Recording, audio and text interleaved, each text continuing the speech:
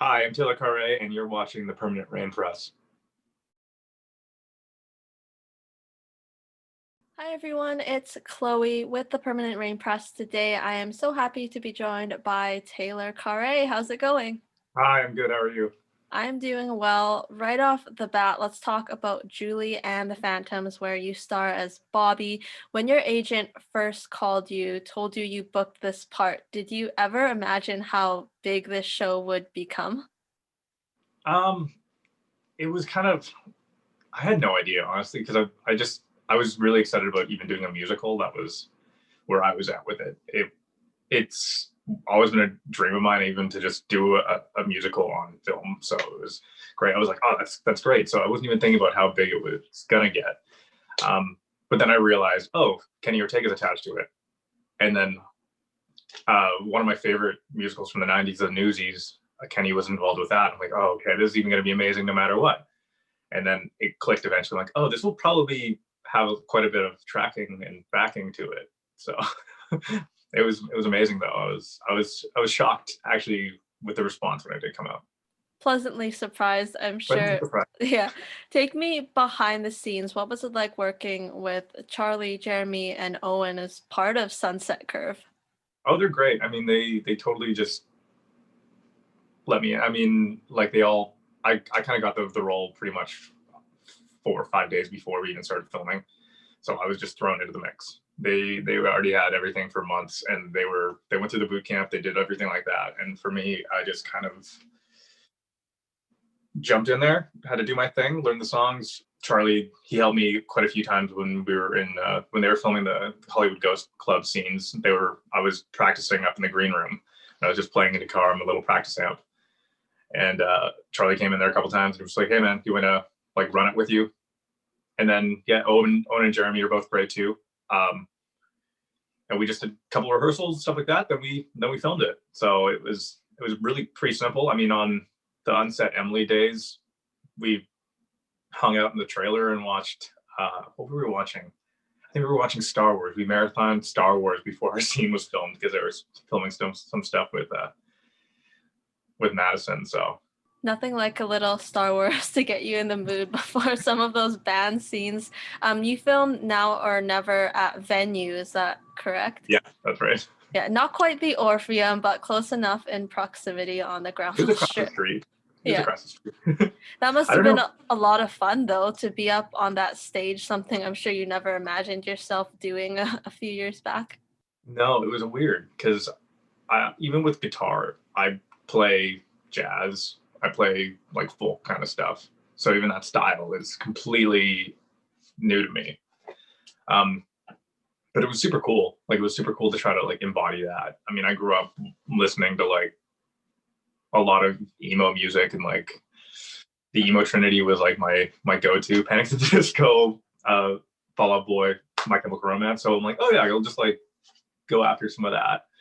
But it was really cool doing that stuff, even if it wasn't the Orpheum per se. But Wrap party you were at. So did you get to interact, meet with a lot of the other cast members who you didn't share scenes with? yeah, I mean, I met a few of them beforehand anyway. Like I met Madison before I met her. I think when we were shooting Now or Never, um, and I met like Tori and I think the only people that I met there were Savannah and Sasha. Um, and I met Sasha just briefly, but Savannah I had some conversations with and stuff, and then um, there's a few people that I didn't meet ever. Like I didn't meet Cayenne, even though we were in the same proximity for probably like 4 days. We never crossed paths because he was busy shooting. So, but I would have loved to like he's a phenomenal showman. So I would have loved to do that. I was gonna say he's been like doing musicals for a long time now, so hopefully Mm-hmm. you'll get an opportunity in the future to kind of see, get some advice from him, hopefully. Oh, But totally. season two, crossing our fingers, at the end of season one, we can see Trevor. He sees the band on stage. He knows they're kind of back. Sets the stage for more of the Bobby Trevor. What went on in between the time Mm-hmm. of the band's death. So, what would you like to see more of? I saw this theory the other day on Twitter actually, and it was like kind of pretty interesting to me. basically they said that Caleb's would have been involved in the whole, even getting Bobby to be on the other side, which would make sense why he would go after the boys too. And I'm like, oh, that's pretty interesting actually. If he was the one that made it, so they that the songs were all gone and stuff like that, that would be pretty. That kind of like brings everything all together that way, which is wow. That's super cool. And I think that would add quite a bit of this. I mean, it could be an interesting look at even the music industry and like how that can. I mean, it's pretty real for a lot of musicians and stuff when they're starting out. I mean, the contracts and all that kind of stuff, but obviously it's in a heightened turn for this kind of format. Some of those theories are pretty deep, so it must be really fascinating to kind of read it all and soak it in. Aside from, Bobby Trevor hopefully digging more into those motives, I'm sure you've become attached or become a fan of the show and the story. So what other plot lines would you like to see explored? I would love more stuff between Willie and Alex too. I think that'd be super interesting to see more of. Yeah, I mean, that's the first one that comes to my mind right now. But yeah, I would love to see that get expanded a bit more too, because I think there's like a lot of really tender moments within that, even within the first season. Yes, more Willax, right? More Willax, yeah. Yeah. So aside from acting, you are also a photographer. When did you pick up your first camera? Um, Actually, probably in high school, I think. So almost 10 years ago now. Which is amazing. I got it because I was actually gonna start doing filming my own content and stuff. I was like, oh, maybe I'll get into this, and I wasn't even considering doing acting at the time. So I got a camera and then I put it down because I was like, you know what, I'm gonna do acting. I'm gonna try it. I'm gonna see if I like it. And here I am now. And I still have the camera, probably like 6 years ago, and I was like, why don't I use this? I should just take photos. And I started taking photos I was working at a restaurant at the time. And they were just like, hey, can you shoot the menu? I'm sure, whatever, I'll shoot the menu. And then the food and beverage director came to me after I shot the menu. And he was like, these are really good. How much do you charge? And I'm like, what? You're like, what's a rate? What is a rate? What are you talking about? It's just choking out there. Furball. But yeah, what's a rate? And I had no idea what to tell them. So I went back. I was like, okay, I'll send an email to you and I'll figure it out. And then I somehow became a professional food photographer, I guess, in a sense. So, and I still shoot quite a bit of food to this day. So how would you describe your shooting style? Because also the best part about being, in the Vancouver film industry is you have a lot of friends. Someone's always going to need a headshot. How did this all come about? Do you just call your friends up and be like, hey, I want to try something new? Or I mean, at first it was my really good friend Phoebe Mew. She's a portrait photographer as well, and I had no idea how to shoot portraits at all. So I came to her and we did some shoots and stuff, and I just started to like it, and I just started shooting other people and stuff like that. I wasn't very good. She was so much better than me, and I didn't understand natural light, and I still don't really understand natural light because I started photography shooting food, and a lot of the time I was shooting at night anyway, so you can't really use natural light. So I used studio or continuous light. And then through that, me shooting with Phoebe and stuff, I started getting more comfortable with shooting with different types of people. And eventually I was like, hey, I know so many actors. Why don't I just shoot headshots? And I started shooting headshots. Wasn't very good at first, obviously, because nobody's good when they start out, and then you start getting better. But I mean, stylistically, I like to make my stuff a little bit more cinematic, I guess, in a sense. I like the look of kind of something that might be a little bit more graded. My style is a little bit abrasive, I'd say, compared to a lot of other headshot photographers in the city. It's more on the abrasive side, and it's not as glamour. I I don't personally love glamour for headshots because I think it's really hard for an actor to be like, this is what I look like. This is the most beautiful photo of me I've ever taken. I have to look like this when I walk in the room. I'd rather just look like, hey, this is a good photo of you. You can kind of manage your expectations here. Yeah, I like that. It's like you mentioned a bit more of a raw look, but to each their own. All photographers, I think it's important that they find their style. On the food photography side, that's right in your wheelhouse. You mentioned you used to work at a restaurant. You used to be a bartender. So, what was your all-time favorite drink to make for guests? Um, I mean, the bartender answer is whatever you like. But I would say it is kind of like that, though. I think that my favorite kind of drink is to make is something that I ask them what they like, and then I make something up on the fly. I think that's like what I like to do. I mean, my favorite drink that I've ever made was called Rosa Blanca. I made it for a competition for a mezcal brand, and it was basically mezcal, Cointreau Aperol, white chocolate, a little bit of lime and green strawberry, I believe, and then egg white. Maybe no egg white. It was for another one. But yeah, that was probably one of my favorite ones that I've made personally. I just thought it was delicious. But It sounds super high end, not your everyday kind of drink. yeah, I mean, I bartended in a hotel, so it kind of comes with the territory. Yeah, the So high caliber guests. yeah, you kind of have to be like, okay, these cocktails are being charged $18. How do I make it worth $18?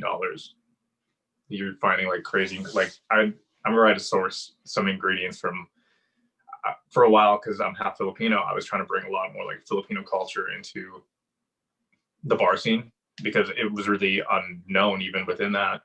So I was like, okay, I'm gonna start bringing calamansi to try to like. And if you're not familiar with that, they're like little tiny orange lime things. They're almost like finger limes, but they're a little bit different. They have a bit of a different flavor, but they look like an orange on the inside. But the citrus in it is phenomenal, and they serve it on the side of like every single Filipino dish. Um, so I like brought that in there and tried to make some cocktails with that and stuff, and it was great. So Now, on the music front, I know you've been posting some covers on social media. You've also done some live streams, teased a bit of your original music. So, what can you share about that? so I've been working on my EP for a little bit. I mean, I have all the songs written. It just and some of the songs recorded. The one that I have probably the most recorded is Clouds, which I've played a few times. But I think even when people do actually hear it, it's quite different than even what I've been playing on the live stream because it's pretty. I mean, it's a pretty bare bones song, but it's still I've added quite a bit of layers to it for musically because I'm doing all the writing and composition and everything myself. So I'm not working with anybody else within that front besides having a producer and having somebody to actually make the music like an engineer to actually work it all together. So because I tried at the beginning of quarantine to like mix it all together and do it myself, and I was like, this sounds like trash. Maybe I should not put this out. So I was like, I'm gonna go to somebody professional. When did you start, writing songs? Who do you think are some of your major influences in terms of your sound? um, I would say I've always had a tough one with my influence within it because I feel like I'm so influenced by a lot of artists that are coming out. I grew up listening to a lot of jazz and stuff like that. My dad's a huge jazz head, so a lot of my progressions I do within that. But then it kind of that leads itself to something like neo soul, so something like Daniel Caesar or someone like even like Rex Orange County or something like that, which I've covered quite a few times too. Obviously, there's stylistic differences even within that because I find that my stuff is a little bit more funky, has a little bit more like feel to it. Like there's another song that I've written that's completely in the style of bossa nova, which is a Brazilian style of jazz, which I feel like would probably do pretty well within the Brazilian market right now. And I've written that entirely within that style. So it's hard for me to pinpoint one specific point of that because that song is completely different than Clouds. Like it's kind of crazy how different it is, because Clouds is kind of like super sad boy, like pure sad boy stuff, and then the other one, it's classic like 50s bossa nova. So I'm just imagining, like, so do you think both of those would end up on the one EP?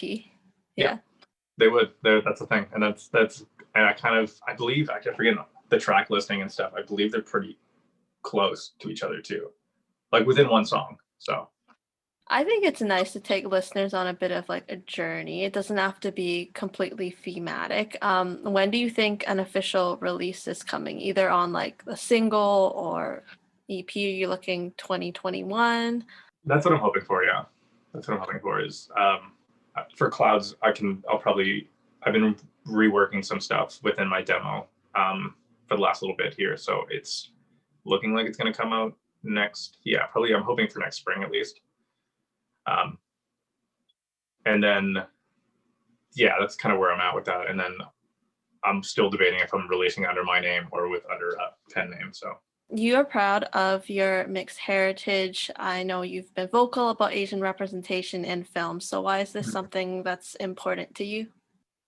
I mean, growing up, I grew up in a pretty predominantly white area. So I mean, for a lot of people who are even of Asian heritage, I find that I get that quite a bit even within the Asian community, is why it's not always like, obviously yours isn't loaded like that, but it's like, why are you so vocal about it? And it's one of those things that, I mean, I grew up being the one that was different. So it's like, even though I'm not as Asian as Asian people in like visually, I am, I guess, in comparison to for a lot of white people. And I think that's been even really interesting with the Julie and the Phantoms art, is seeing how people perceive me based on like my ethnicity. Because some people will draw me incredibly Asian and some people will not. And I think that's like wow, some people like see me that like that. I'm like, that's kind of crazy. But I mean, I've been pretty vocal about it just because for me, I think it's more about, I always lean more into like the mixed heritage thing, because we're in kind of a weird position, especially right now within everything going on within the world, with racially. And I think it's a really interesting place, because for mixed race people, sometimes we don't fit into the box of being somebody who is necessarily a person of color, which can make it kind of hard for casting, because for casting, it almost becomes a box to tick off, which is another problem with even in the larger scheme of things, because then that's tokenism. They're just like, oh yeah, we need a black guy, we need an Asian guy, we need to, yeah. And then it's like, you're just filling the void, but it kind of leaves people who are of a mixed race heritage out in the dark, because we don't fit into that idea of what they want to see. So I think that's going to be a frontier that a lot of people of mixed heritage are going to have to like figure out and come to terms with, and even have to fight some more on. I do think that the film industry in particular is getting better. Hopefully more steps to come. But you have worked with Jason Carmen, who is a wonderful screenwriter, director from Vancouver. You did Lines in Waiting a few years back, and according to Instagram, you do have another project upcoming with him. So can you share any details about it? I mean, it's all very up in the air right now, and we have been talking about it for a while. Jason's currently working on his feature, Golden Delicious, which I'm super excited to see how that turns out. So I don't know when it would happen, but we've been talking about shooting a film in Rio, basically about my character getting lost there and having to find their way in a place where they don't speak the language. I mean, that's kind of a classic story. And we kind of we picked Rio, I think, as that was just like, Jason just decided it. And then it's changed a couple times. He was like, oh, maybe we could do it in the Philippines, or maybe we could do it somewhere else. And I'm like, well, I'm half Filipino, so maybe we should do it in the Philippines, because that kind of like kind of lose a bit of that storyline right there.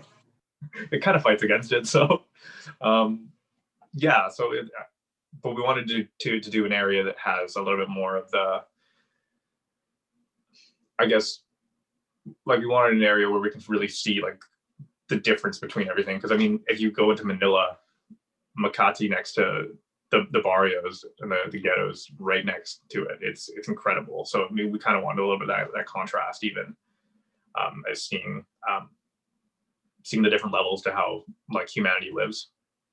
And then obviously within Jason's regular style, it will involve a lot of the LGBTQ plus kind of representation as well. So Hopefully you get the opportunity to make that film in the future once the travel restrictions are lifted and the world becomes a little safer.